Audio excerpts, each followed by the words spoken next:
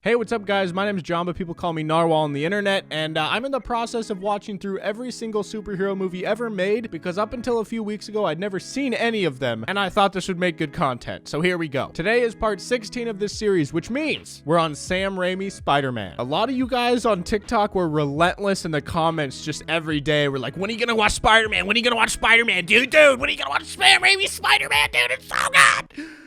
So take it easy. I watched it, and now we're gonna talk about it. Right off the bat, Willem Dafoe as a villain, that's fucking dope. I love him. He's an amazing actor, and I don't know. I didn't expect him to be a villain, but I didn't even know he was in this movie. Something that I never really noticed until recently was I always feel like the superheroes' real names, like Peter Parker for Spider-Man, they never feel like a real name to me.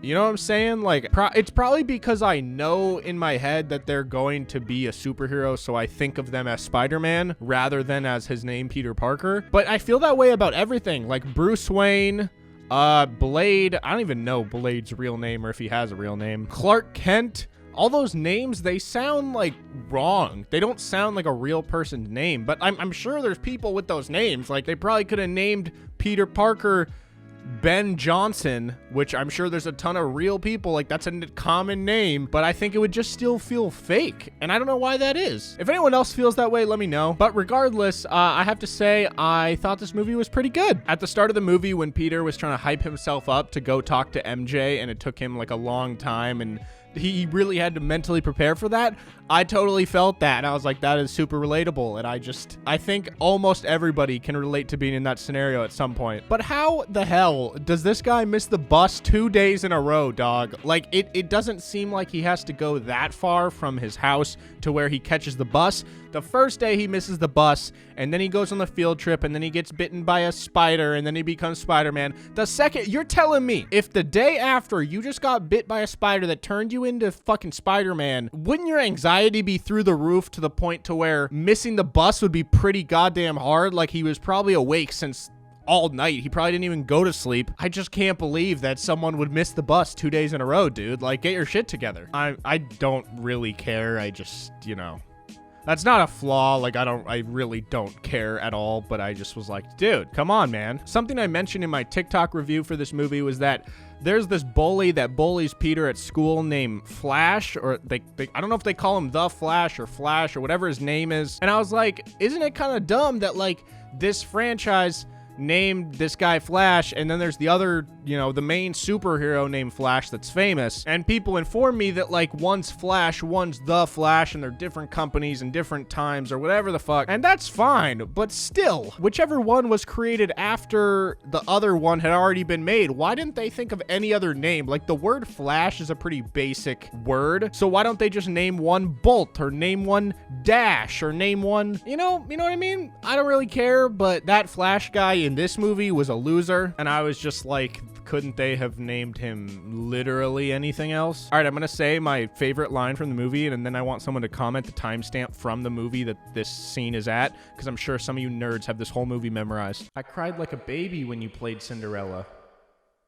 Peter, that was first grade. Did I do good? Was my acting good? Thank you very much. That was just the goofiest thing, and it's like, I feel like that's what someone who's just an awkward high schooler would say. I definitely would have said something like that. So Peter, hang in there. I feel for you, bro. One theme I really enjoyed about this movie was processing, like, death and how some people deal with that. And for Peter, it was particularly difficult for him because the last thing he ever said to his uncle before he died was, you know, a negative thing. They had not the best conversation. It was kind of a bad end to things, and then he ended up dying. And I've had a really good friend pass away, and I have felt the same way about, like, I'm so glad that things did end well. We ended on really good terms before he passed away, and I'm just like, I'm so thankful I got to say certain things to him. And so when Peter was struggling with that, I really felt that, because, like, I can't imagine if my dad or my uncle or whatever, like, got shot, and right before that, I was like, you know what? Fuck you, Dad. And then he died? That would really suck. I also like the theme of, like, nice guys finish last sort of thing, but then, like, in reality, they don't. But, like,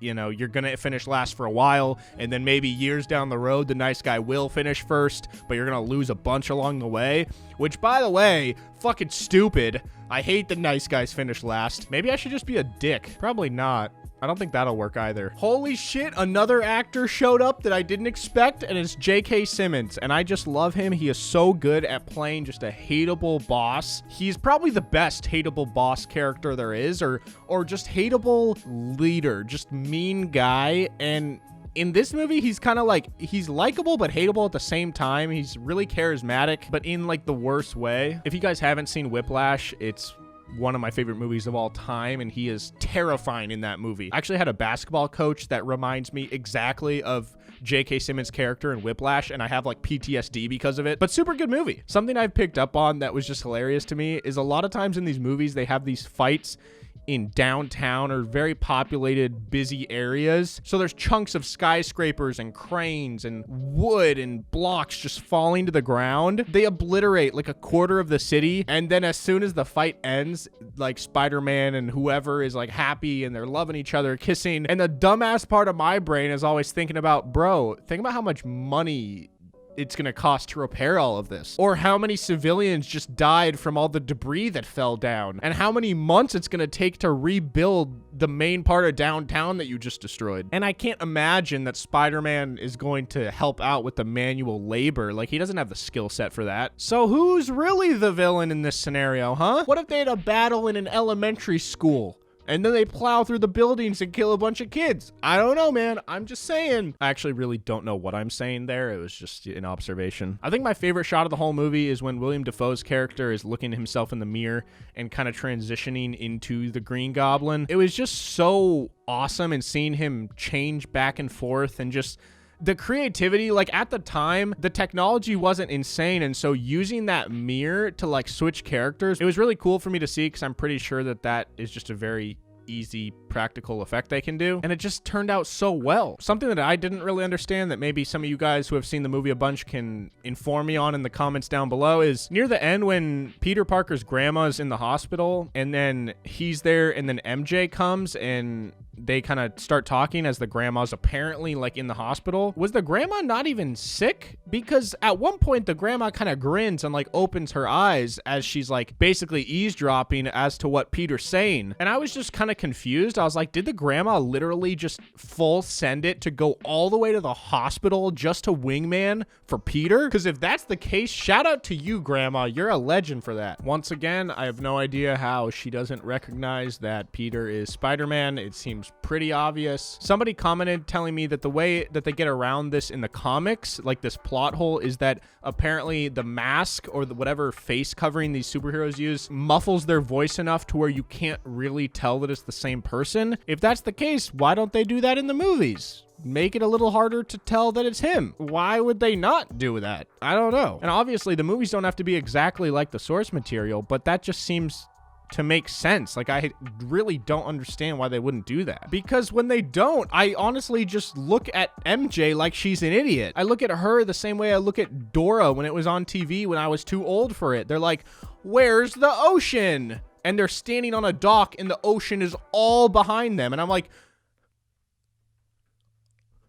it's right there, bitch. Where's Swiper? Last thing I have to say is that near the end of the movie, Peter says something along the lines of, I'll always be your friend, I'll always be there for you, to MJ. And I was just like, God damn, that is a bold statement, bro. So if you're gonna say that, that's fine. But you better commit to that. Because if you say, I'll always be there, or I'll always be your friend. Always is a long time, dog. You gonna commit to being her friend until you're 85? I'm just saying, statistically speaking, you're probably not. Most people aren't friends with their high school friends when they're 85. And I know that I'm overanalyzing this and thinking way too deep on it, but I'm just saying, dude. So yeah, that's what I thought of Spider-Man. It was a pretty good movie. You know, I enjoyed it. Wasn't blown away, but I did enjoy it. I gave it a 7.5 out of 10, and I'm gonna stick with that here. So thank you so much for watching. If you guys enjoyed this, be sure to drop a like, comment down below, letting me know, what did I just say? Letting me know what you thought of Spider-Man. And if you want more content, be sure to check out my podcast called Peak to Middle School. I work really hard on it. It's a lot of fun. It's hosted with me and my best friend Kyle. I'm serious. If you guys just need a fun, entertaining show to listen to, whether you're at the gym or driving to work or going to school, I really think the show's great, and all of our fans who listen to it really love it, and it's just a matter of getting it in front of more people. So be sure to check it out. Anyways, thank you all so much for watching. I'm gonna go watch Spider-Man 2, which I've heard is the best superhero movie ever made, and I'll see you guys soon.